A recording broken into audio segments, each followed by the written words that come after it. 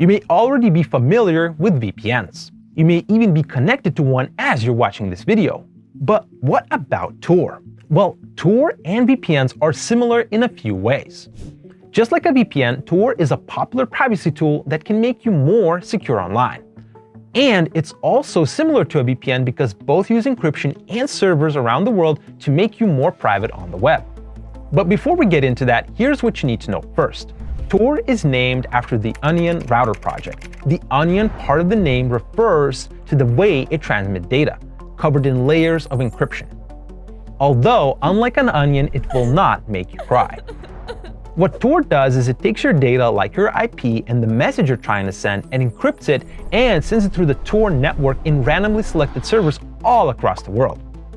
Each one of those servers adds additional encryption and only knows a small bit of information about the journey of where the data came from. So basically, it provides all Tor users the same online identity, making it much harder to pinpoint you in a crowd of users. Let me give you an easier way to imagine how Tor works. Say I want to deliver a secret message to my girlfriend without her knowing it was from me. I will first be sending a package to my mom, but I will not put a return address on it. The courier will now pick up the package, but he will not know from whom it was delivered, only that he has to deliver it to my mom. So now my mom receives the package and she has no idea it's from me.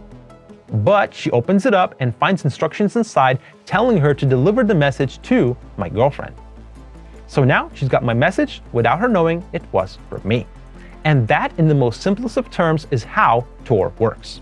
From a security standpoint, this is good. But sadly, as you can imagine, routing your data through so many places makes Tor super slow. But more on that in just a bit.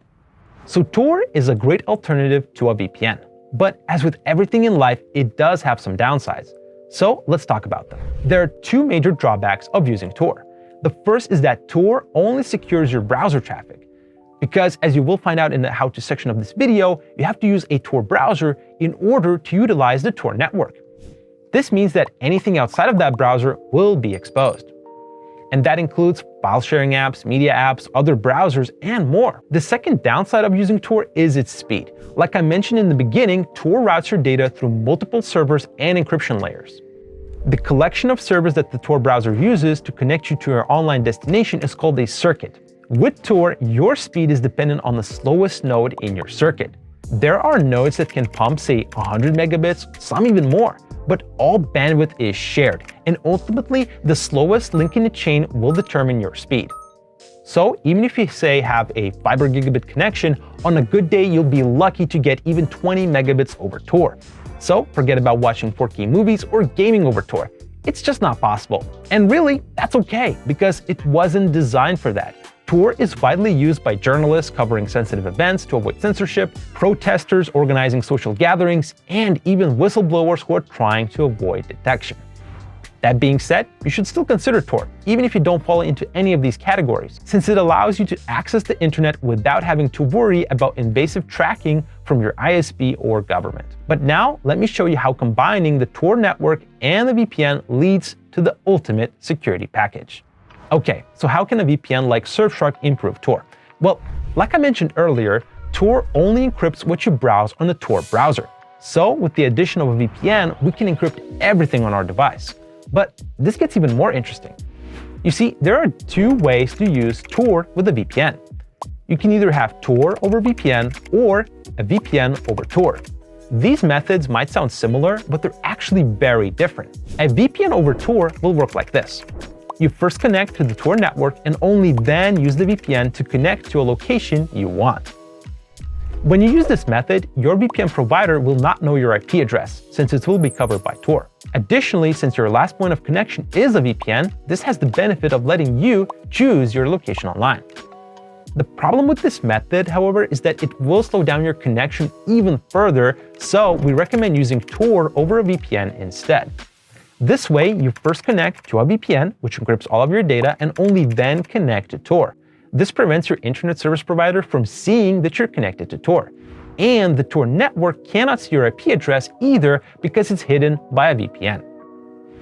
That being said, the VPN provider can see that you're using Tor, so in this case, we recommend a VPN provider that doesn't collect any data about you. So look for a no logs policy and RAM-only servers when choosing your VPN. Luckily, Surfshark has both, and we'll be using it for this video. Now that we got that out of the way, let's get to the practical part of this video, setting up Tor plus VPN combo. First, let's go to the official Tor website at torproject.org. I will also leave a link to this page in the description below. Once you're here, on the right side, select Download Tor Browser. Here, just select your device. For me, it will be Mac OS. And once the download finishes, we will begin installing. When it is installed, we can start to use Tor. Since we are going to run Tor over VPN, let's first connect to Surfshark. Any location will do, so let me pick UK London.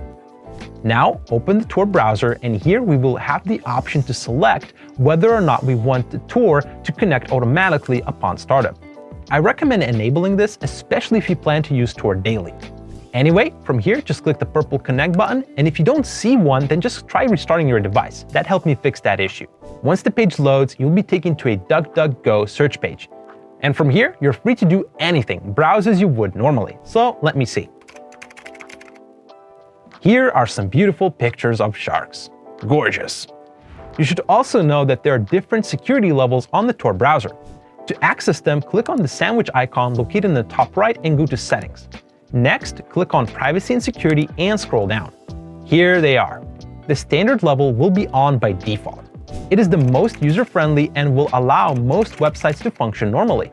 The next step up is the safer level. This level disables website features that are often dangerous. As a result, this may cause some sites to lose functionality.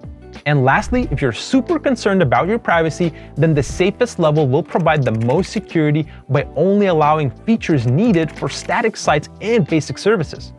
Additionally, it also disables JavaScript, which most modern websites use. Meaning basic websites like Wikipedia will work normally, but more complex ones like YouTube will not. So don't use this one if you want to continue watching our videos.